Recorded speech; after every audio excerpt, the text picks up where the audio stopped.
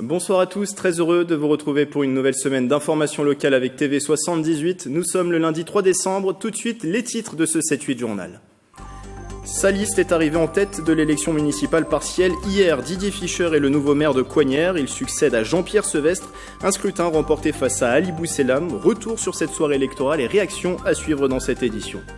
En ce jour de lancement de la COP24, nous allons parler défense de l'environnement. Cette association sensibilise à la nature et organise notamment des opérations de ramassage des déchets dans les Yvelines. Les marcheurs-cueilleurs vont être lancés officiellement ce dimanche. En présence de Yann Arthus Bertrand, nous recevons 2 de ses membres fondateurs. Et l'antenne du Secours populaire est en cours à la recherche d'une nouvelle implantation. Les locaux actuels vétustes vont être détruits dans le cadre du réaménagement de la zone des 4 arbres. Aucune solution de relogement n'a été trouvée à ce jour, ce qui inquiète l'association. Elle doit quitter les lieux avant le 31 décembre. Et puis, invité également tout à l'heure, Alain Degois, dit Papy. Nous présenterons avec lui la soirée 7-8 humour au programme demain au Prisme à Elancourt. Cette image pour débuter ce journal, un gilet jaune sur la statue équestre du roi Louis XIV devant le château de Versailles. Une cinquantaine de personnes a manifesté ce samedi dans la cité royale où le président de la République a ses habitudes à la résidence de la Lanterne. Mobilisation parmi d'autres dans les Yvelines dans le cadre de la nouvelle journée nationale de mobilisation contre la baisse du pouvoir d'achat. Des actions comme depuis plusieurs semaines sur les péages de Saint-Arnoux en Yvelines, sur la 10 et de Buchelet sur la 13. D'autres Yvelinois ont fait le déplacement à Paris où la manifestation des Gilets jaunes a été marquée par de nombreux débordements. Écoutez l'un d'entre eux au micro de Marie-Lénia Pichino. On n'a pas de service de sécurité. C'est notre gros souci actuellement, c'est-à-dire de pouvoir gérer par la suite la sécurité, aussi bien pour les gilets jaunes, y compris même pour les forces de l'ordre. Parce qu'à la limite, aujourd'hui, ils sont peut-être aussi dans un état d'énervement qui ne leur permet pas de faire la sélection entre des véritables casseurs et un mouvement qui, à l'origine, est tout à fait pacifique. Il y a quand même des points sur lesquels on ne cédera pas. Et là-dessus, on est tous d'accord, à savoir, le gel total des augmentations de taxes, dites taxes carbone sur le carburant, parce que ça impacte absolument tout le monde. La deuxième chose, c'est quand même qu'il puisse y avoir des négociations fermes, tranchées sur le pouvoir d'achat, parce que derrière nous, vous avez toute une population qui souffre. Et le Premier ministre Édouard Philippe doit recevoir demain une délégation de Gilets jaunes. Ces Gilets jaunes appellent d'ores et déjà à une nouvelle mobilisation ce samedi. Le second tour des élections municipales partielles de Coignères. Ce dimanche, les habitants étaient appelés à voter pour les 2 candidats encore en lice après le retrait de David Pentier. Arrivé en tête au premier tour, c'est Didier Fischer, ancien conseiller municipal d'opposition qui est élu maire. Les précisions de Mélanie Poquet et de Patrick Jacques de Dixmude. Ça fait un pourcentage de 58-56. Voilà. Pas de surprise pour ce second tour. Arrivée en tête la semaine dernière, la liste Nouvel Élan pour Coignères, menée par Didier Fischer, remporte la municipale partielle avec plus de 58% des voix. Là, la majorité est claire, le vote est clair. Donc je pense que c'est aussi un gage de sérénité, en effet, pour notre commune. Je suis aujourd'hui sans étiquette, mais j'ai jamais dit que j'étais un homme de droite. Je suis un homme de gauche, je l'ai toujours dit pendant toute la campagne. Un second tour marqué par une meilleure participation. Un Coignérien sur 2 s'est déplacé. Face à Didier Fischer, Ali Bousselam obtient plus de 41% des suffrages. C'est la première mi-temps. Donc la première mi-temps, on l'a perdu, mais on n'a pas forcément perdu le match. La deuxième mi-temps se joue en 2020. Nous contribuerons à l'apaisement de ce climat. Nous serons dans une opposition la plus constructive possible, dans tous les cas. La liste Nouvel Élan pour Coignères aura 22 sièges sur les 27 que compte le Conseil, l'opposition 5. Pas de siège pour la liste de David Pentier qui s'est retiré à l'issue du premier tour. On fera partie de l'opposition en dehors du conseil municipal. Effectivement, la ville a toujours été à droite et c'est pour ça que je parle d'assumer l'échec de la droite, puisqu'elle était plutôt à 60% à Coignères, l'équipe d'Ali Bousselam et d'Henri Pailleux, parce que c'était quand même un binôme fait un score d'un peu plus de 40 seulement, et donc il faut qu'ils en tirent les conséquences. Didier Fischer et sa liste font aussi leur entrée au conseil communautaire de Saint-Quentin-en-Yvelines avec 2 sièges. Son président Jean-Michel Fourgouze souhaite continuer l'ouverture proposée à toutes les communes. Je pense que d'ailleurs c'est comme ça qu'on est le plus efficace, il y a plutôt un bon climat, donc j'espère que bien sûr la victoire de M. Fischer à Coignères ne changera pas ce bon état d'esprit constructif qu'il y a à Saint-Quentin. Je verrai M. Fischer dans les semaines qui viennent, bien sûr, pour le rencontrer avec l'autre élu qui va siéger avec lui. Le conseil d'installation de la nouvelle équipe municipale est prévu ce dimanche 10 décembre à 10h à la mairie.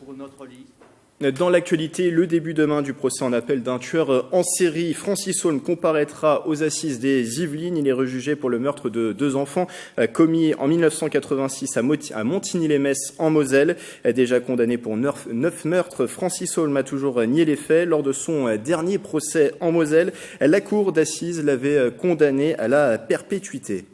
Avec moi sur ce plateau, 2 invités, 2 défenseurs de l'environnement, Mickaël Le Saulnier et Philippe Lizou. Bonsoir messieurs. Bonsoir. Bonsoir. Alors vous êtes respectivement président et membre fondateur des Marcheurs-Cueilleurs. Cette association sensibilise à la protection de la nature et organise notamment des opérations de ramassage de déchets. Elle sera lancée officiellement ce dimanche en présence de Yann Arthus Bertrand. On va en parler dans cet entretien. Aujourd'hui a été lancée la COP24 en Pologne. Là, ce sont des pays qui prennent les décisions, qui discutent entre eux. Le but de votre association, c'est aussi de dire à notre échelle, chaque citoyen peut agir sur la défense de la planète. Chaque geste compte finalement. Tout à fait, on en a des exemples avec Philippe. Nous, on a une prise de conscience en fait qui a démarré au World Cleanup Day tout simplement, 15 septembre. Suite au départ aussi de Nicolas Hulot, on a une prise de conscience, on s'est dit... On s'est associé, qu'est-ce qu'on pouvait faire ensemble, qu'est-ce qu'on pouvait faire de manière concrète et quotidienne surtout. Et effectivement, moi dans mon village, j'ai une dame qui fait ça régulièrement, qui se promène avec un sac, tout bêtement, et qui ramasse les déchets quand elle se promène, etc. Et elle me dit, voilà, pourquoi on ne s'unirait pas tous et on ferait ça collectivement, mais dans la joie et la bonne humeur. Parce qu'aujourd'hui, effectivement, ramasser les déchets, c'est pas une activité qui est relativement fun. On peut pas dire qu'on s'éclate en le faisant. Par contre, effectivement, on y amène un petit degré d'humour autour et on associe les gens dans la joie et la bonne humeur en faisant des actions concrètes qui attire de plus en plus de monde. Cette question des déchets sauvages, elle est vraiment problématique. Tout à fait, elle est vraiment très problématique. Encore hier, on était à Saint-Arnoux, effectivement, en se baladant, on a nettoyé un petit peu, on a découvert une zone complète sur plusieurs centaines de mètres où il y avait énormément de déchets, et des vrais déchets sauvages, avec de la robinetterie, tout ce qu'on peut trouver, etc. Effectivement, c'est un vrai problème, et je pense qu'aujourd'hui, la nature est infestée de ce genre de déchets. Il y a beaucoup d'incivisme, beaucoup de choses. Donc nous, on s'est pris en main et on s'est dit pourquoi pas lancer ça. Alors, l'action de ramassage de déchets, c'est vraiment quelque chose qui est qu'un point de départ en fait. Nous, on pourrait vraiment travailler derrière sur la sensibilisation des plus jeunes, des enfants, parce que c'est nos messagers, c'est surtout nos générations futures et on aimerait beaucoup les sensibiliser. Et vous le disiez tout à l'heure en off, Philippe Lizou, il y a aussi l'angle de la protection animale, c'est ça qui sera abordé ? Moi, c'est un sujet qui me tient particulièrement à cœur. Et lorsque d'ailleurs on a rencontré Yann Arthus Bertrand, j'avais lu son histoire. Mickaël est un fan depuis toujours. Moi, je l'ai découvert au fur et à mesure. Il a payé ses études en étant pilote de montgolfière au Kenya. Et j'ai eu la chance de rencontrer dans mes voyages, dans le monde entier, mais également ici, vraiment beaucoup de personnes qui attendent qu'on soit là aussi concret. Et donc, c'est avec plaisir. Aujourd'hui, j'ai encore mis en ligne. J'essaie de mettre une vidéo par semaine, mais c'est quelque chose qui est extrêmement bordé. Donc, on a pour projet aussi, une fois qu'on est lancé, dimanche, de prendre des contacts, notamment avec Nicolas Hulot, Brigitte Bardot et d'autres intervenants très précis, de prendre connaissance des textes législatifs qui ont évolué il y a peu de temps, pour être vraiment là aussi concret et sécurisé. Et sur le nom Marcheurs-Cueilleurs, ça vient d'où ? Alors, en fait, on est tous des bases des êtres humains, donc des bipèdes, donc on marche tous en fait. Il faut savoir qu'au niveau préhistorique, par exemple, les premiers hommes se sont nourris de cueillettes et on les appelait les marcheurs-cueilleurs. Voilà, donc vous voyez, la naissance est très lointaine. Après, de manière plus courte, c'est un collectif qui existait déjà dans le sud de la France il y a une dizaine d'années. Et en fait, cette dame, donc je vous disais tout à l'heure, qui est dans mon village, donc à Bullion, puisque moi j'habite Bullion, en fait m'en a parlé et tout simplement on a repris cet esprit marcheur-cueilleur, parce qu'effectivement, qu'est-ce qu'on fait pour l'instant tous les dimanches et même bientôt les samedis et les dimanches, on marche et on cueille. Voilà, alors, lancement officiel de cette association dimanche, mais des opérations ont déjà été menées. Qu'est-ce qui a été fait ces derniers mois ? On a fait quelques opérations. On a même fait dans le 28, donc à Épernon, vous voyez. On a fait la plus grosse d'entre elles était à Rambouillet, où on a tiré quand même une centaine de personnes. Un bilan sur 6-7 grosses opérations. On a quand même ramassé quasiment 200 sacs. On a eu plus de 200 personnes présentes. Donc voilà, c'est notre objectif. À chaque fois, c'est un moment, comme je vous l'ai dit, convivial. Et nous, derrière, on remet par exemple des petits diplômes aux enfants pour les féliciter de leurs actions, etc. On va vraiment travailler sur ce principe-là de la sensibilisation des enfants. Et pour moi, en tout cas, c'est très important. Lancement ce dimanche à 10h30 à la salle des Granges du parc Opéré en Yvelines, en présence de Yann Arthus Bertrand, Philippe Lizou, qui est votre parrain. C'est une chance de l'avoir en parrain. Oui, ça a été un plaisir et c'est d'ailleurs une très belle anecdote parce que j'avais essayé de le contacter et puis donc il est d'abord très demandé. Il est d'ailleurs reçu aujourd'hui par le pape François au Vatican et je lui ai envoyé un SMS en dernier espoir et je lui ai dit Yann, à l'image des sacs de 100 kilos qu'on soulève tous les week-ends, j'insiste un peu lourdement, mais c'est vraiment vous qui nous convenez, c'est notre état d'esprit, c'est au jour d'aujourd'hui l'échec de l'écologie politique, mais certainement pas celle de l'humaniste et du citoyen que nous sommes, puisque si on veut intervenir en dehors de nos métiers respectifs, c'est pour avoir des résultats concrets et accessoirement découvrir aussi les Yvelines, parce que c'est un magnifique territoire et on est reçu par tous les élus, quels qu'ils soient. Et à cheval entre nature et urbain, en plus, les Yvelines. Absolument. Et on essaye de répondre en fait à la demande. On a beaucoup de demandes d'enfants, donc on prend contact avec leurs parents et on leur dédie ces interventions-là parce qu'on veut vraiment le faire dans cet état d'esprit qui a toujours été la joie et l'efficacité, parce qu'on ne peut pas faire les choses sans un minimum d'enthousiasme et on en déborde. Et ça a été difficile de le convaincre, Yann Arthus Bertrand, de devenir le parrain des marcheurs-cueilleurs? Alors, je vais laisser répondre non, mais il va vous expliquer parce que c'est une histoire fantastique. Non, ça n'a pas été bon. Ça a été un peu, pas forcément évident dès le départ, dans le sens où il est vraiment très sollicité. Donc effectivement, il a moult projets, donc on est un projet parmi tant d'autres. On a eu la chance d'être reçu directement chez lui et effectivement, en un quart d'heure, 20 minutes, devant notre enthousiasme et surtout ce qu'on lui a montré, en fait, il a décidé effectivement de nous parrainer relativement facilement au final. Mais non, pas si difficile que ça. Mais maintenant, j'ai eu la chance de l'accompagner au Grande Gueule jeudi dernier, donc sur RMC. Effectivement, c'est quelqu'un qui déborde d'énergie et qui veut que le citoyen se bouge par lui-même. Il rentre dans une quête de spiritualité. Et je pense que dans cette quête-là, il se dit qu'est-ce que je peux faire moi-même, comment je peux aider les autres. Et on s'est rejoint sur cette question-là, en fait. Tout simplement. Dernière question, en moins de 30 secondes, les perspectives pour l'association de développement. Alors, donc, comme je vous l'ai dit, c'est de travailler en fait sur la sensibilisation des enfants, de travailler aussi avec les élus pour pouvoir trouver des solutions à mettre en place. D'ailleurs, à ce fait, on rejoint Alban Bernard qui, vous savez, qui a un gros problème de la mer de déchets sur Carrière sous Poissy. Donc, c'est quelqu'un qui viendra dimanche et qu'on va rencontrer sur place. Voilà, on va essayer de faire bouger les choses, bouger les lignes comme on peut. Et on va y donner en tout cas tout notre enthousiasme. Et tout le monde est, vous êtes bienvenue. Voilà. Tout le monde est convié. Et on trouve toutes les informations sur cette association sur la page Facebook qui s'affiche en bas de l'écran. Merci Mickaël Le Saulnier, merci Philippe Lizou d'avoir été avec nous respectivement président des marcheurs-cueilleurs et membre fondateur de cette association. Les jours du Secours populaire d'Elancourt sont-ils comptés? À la fin du mois, l'une des plus importantes antennes des Yvelines doit libérer les locaux qu'elle occupe en raison du réaménagement de la zone artisanale des 4 arbres. Pour l'instant, aucune solution de relogement n'a été trouvée pour l'association. Le point sur cette situation avec Mickaël Elmidoro et Aurélie Ronce. Installée depuis 2010 sur le site des 4 arbres, l'antenne élancourtoise du Secours populaire accompagne 178 familles dans le besoin. Problème, les locaux de 200 mètres carrés qui appartiennent à l'agglomération sont vétustes et doivent être prochainement démolis pour être rénovés. Le bail se termine le 31 décembre 2018. L'association, qui a lancé une pétition en ligne, est inquiète. Aussi bien la communauté d'agglomération que la ville n'a pas de locaux de substitution à nous proposer, nous encourage à aller voir dans le parc privé. Et dans le parc privé, ça coûte quand même très très cher. Jusqu'à présent, l'association payait 6 000 € de charges annuelles, un montant multiplié par 5 dans le parc privé. L'agglomération et la mairie d'Elancourt se veulent rassurantes dans ce projet de relocalisation. On continuera de les accompagner. On a même dit que s'il était nécessaire qu'ils soient sur un lieu où le loyer sera obligatoirement plus cher que sur des locaux qui sont voués à disparaître, donc avec des baux précaires, nous les accompagnerons financièrement. Parmi les pistes évoquées, le déménagement du local dans une autre commune. Le sujet, c'est pas d'avoir des locaux pour faire la solidarité au niveau des Yvelines ou des habitants de la communauté d'agglomération de 50 ans en Yvelines au sens large. C'est vraiment au profit des Élancourtois. Toujours à la recherche d'un nouveau local, l'antenne du Secours populaire d'Elancourt a demandé un sursis de 3 mois supplémentaires. VDCOM, c'est l'institut de recherche spécialisé dans la transition énergétique. Il a organisé récemment sa 3e conférence scientifique à Versailles. Cet événement permet de rassembler et d'échanger sur la mobilité de demain. Les détails de Mickaël Elmidoro et de Nicolas Dandry. Penser les moyens de déplacement de demain en plaçant le citoyen au cœur de la réflexion, c'est l'objectif de la conférence scientifique de VDCOM sur la mobilité et les véhicules intelligents, une 3e édition orientée sur 2 thématiques. Le premier autour de la simulation des nouvelles mobilités.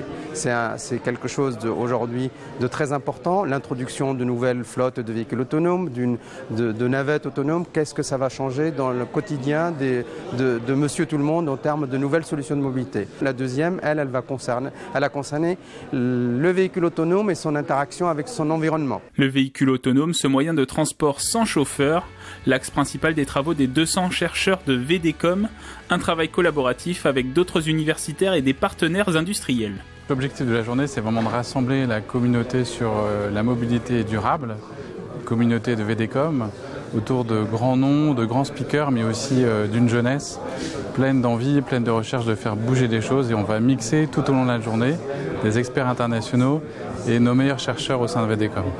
Prochain rendez-vous pour VDCOM, l'inauguration du nouveau bâtiment à Satori, le Mobilab, prévu le 7 février 2019.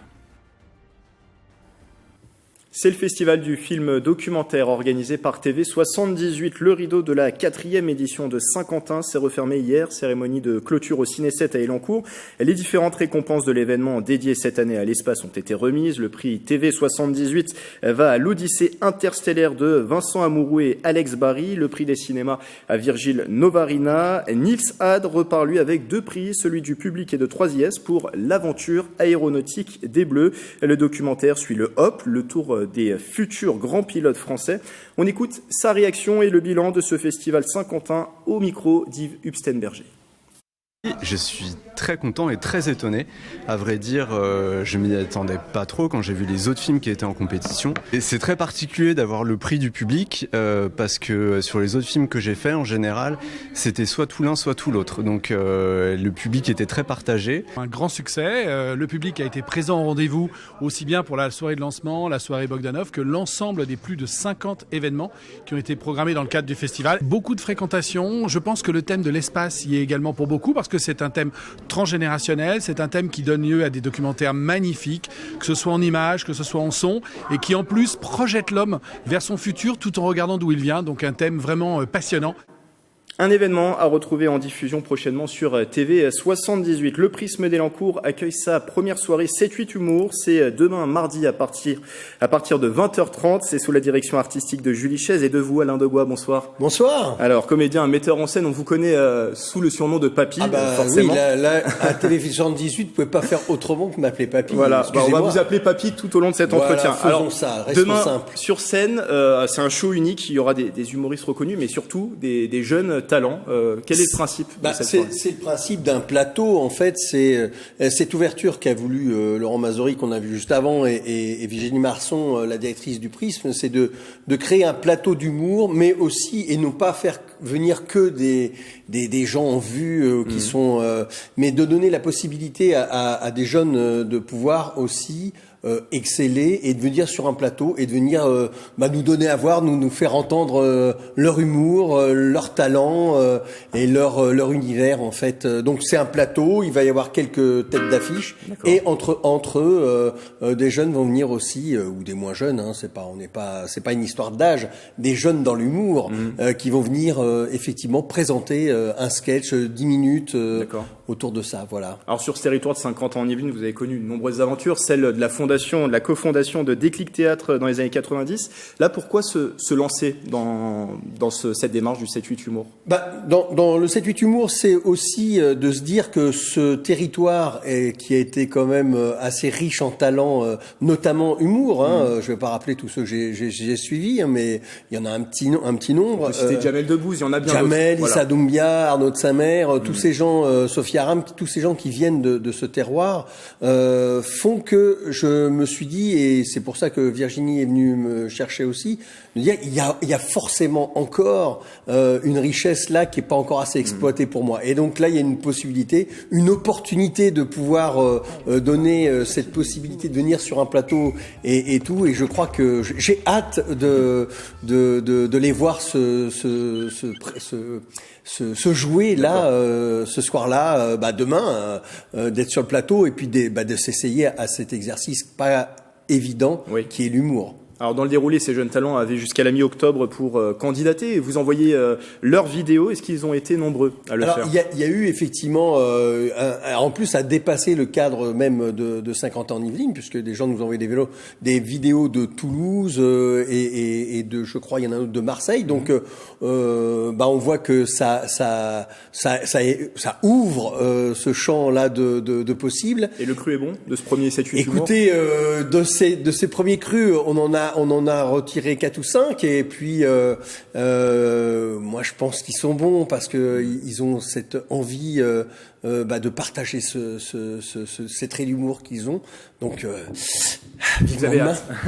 Et depuis cette sélection, comment ça se passe ? C'est de la préparation ? Donc après ils ont eu la chance je dirais entre guillemets de nous rencontrer, Julie et moi, et effectivement de nous présenter ce qu'ils voulaient donner à voir, de pouvoir travailler avec des professionnels en face d'eux et de recadrer, de dire qu'il faut accentuer ici, c'est plutôt ça, cet univers-là, ce trait d'humour-là, il faut le garder.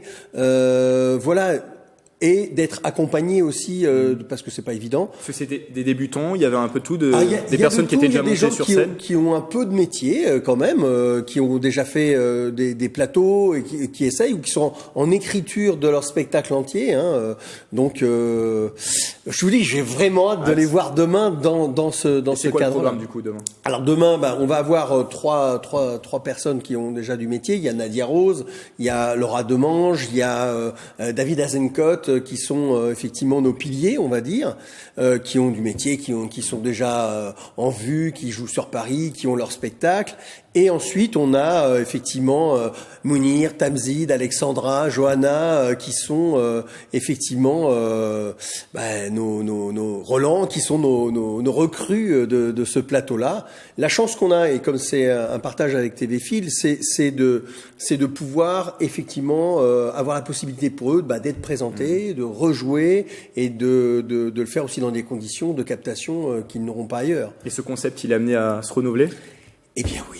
Parce qu'on est comme ça, on fait pas un seul coup, il va y avoir 3 temps dans l'année pour le faire, et vraiment j'ai hâte, et j'espère que d'ailleurs ce premier-là va donner l'envie à d'autres d'écrire, de présenter, donc il y aura une nouvelle fois, on fera un appel à sketch et à jeu, et voilà, et puis vivement que ça continue, c'est un début, c'est une ouverture, je trouve ça intéressant aujourd'hui parce qu'il n'y avait pas, c'est aussi de se dire, qu'est-ce qu'on fait ? Et c'est pas forcément amener des talents à Saint-Quentin, mais qu'est-ce qu'on fait des talents de Saint-Quentin ? Et ça m'intéresse. Merci, Papy, d'être passé sur ce plateau. Le plateau 7-8 Humour à retrouver demain soir à 20h30 au Prisme d'Elancourt. Une soirée qui est malheureusement déjà victime de son succès. Il n'y a plus de place, mais elle sera à retrouver en diffusion sur TV78 très prochainement.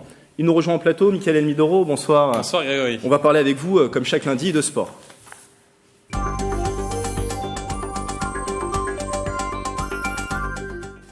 Et avant de nous présenter ses résultats sport du week-end, il sera votre invité dans votre émission Le 7-8 Sport, un jeune clécien champion du monde de tumbling. Axel Duriez, 13 ans, a été sacré à la mi-novembre champion du monde à Saint-Pétersbourg en Russie, dans cette discipline qui consiste à faire un enchaînement de sauts acrobatiques sur une piste. Une belle performance pour ce sportif qui pratique le tumbling depuis 6 ans seulement. La mairie d'Éclès-sous-Bois l'a récompensé de la médaille de la ville samedi lors d'une cérémonie. Sa réaction collectée au micro de Patrick Jacques de Dixmude. C'est beaucoup d'honneur, même pour mon club ou pour ma famille ou pour toutes les personnes d'Éclès, c'est beaucoup d'honneur que j'ai et je les remercie très clairement, je les remercie beaucoup de m'avoir encouragé pendant que j'étais à Saint-Pétersbourg. Axel Duriez a retrouvé donc dans l'émission 7-8 Sport tout à l'heure sur TV78. Michael, pour votre tour d'horizon des résultats du week-end, on commence par du football direction Maurepas. Je peux rien vous cacher, hein, Grégory. L'AS Maurepas se rassure. En difficulté dans le championnat de première division de district depuis le début de la saison, les Maurepasiens ont réussi à tenir en échec à domicile le leader Marly-le-Roi dans un match fermé. Ce n'était pas du grand spectacle. Le score, un triste 0-0. On écoute les réactions à la fin du match. Point négatif, on marque pas de but. Point positif, on n'en prend pas non plus. Après, dans le négatif, on n'arrive pas à vraiment enchaîner des combinaisons. On n'arrive pas à faire 5, 6, 7 passes d'affilée. Donc difficile de se créer des occasions, difficile de progresser vers l'avant. Malgré cette performance face au leader, les Maurepasiens restent 9e du championnat à 6 longueurs du podium. Maurepas tentera de commencer une série dès ce dimanche 9 décembre. Les Verts recevront le Chesnay 3e du championnat. On espère retrouver Maurepas en haut du classement. Alors du basket pour continuer, Michael. Une 3e victoire consécutive pour l'entente Le Chesnay-Versailles dans le championnat de pré-national. Les Yvelinois se sont imposés à domicile contre le Maccabi de Sarcelles sur le score de 89-81. Un match dominé de bout en bout malgré quelques frayeurs en fin de match. On écoute les réactions. En deuxième mi-temps, on est resté un petit peu sur nos tirs extérieurs. On n'a pas assez varié le jeu, ce qui a fait que sans adresse, Sarcelles a commencé à remonter. Voilà, on avait prévenu les joueurs que ça allait être un match plutôt compliqué. La victoire est au bout, c'est le principal. Le match était un peu compliqué et donc on a su être solide par moment. C'est des matchs qui ne sont pas faciles du tout. Je préfère avoir des matchs comme ça que des matchs faciles. Donc ça nous permet de travailler pour les prochains à venir. Pour continuer sa série de victoires, l'entente Le Chesnay-Versailles recevra ce samedi 8 décembre Paris Basket Avenir, une rencontre qui comptera pour le début de la phase retour. Bonne dynamique chez les garçons de l'entente Le Chesnay-Versailles. Est-ce que les résultats sont aussi satisfaisants pour les filles ? Et ça va très bien chez les filles également. L'équipe féminine du Chesnay-Versailles jouait dans le championnat de National 3 ce week-end. Les Yvelinois se sont imposés 81-62 à l'extérieur sur le terrain de Passé. Une victoire qui permet aux joueuses de conserver la première place du classement après 9 journées disputées. Prochain match dimanche prochain à domicile contre Gravenchonnet. Merci Mickaël pour ce tour d'horizon. On vous retrouve dans un instant pour votre émission le 7-8 Sport. C'est la fin de ce journal. Belle soirée avec TV78.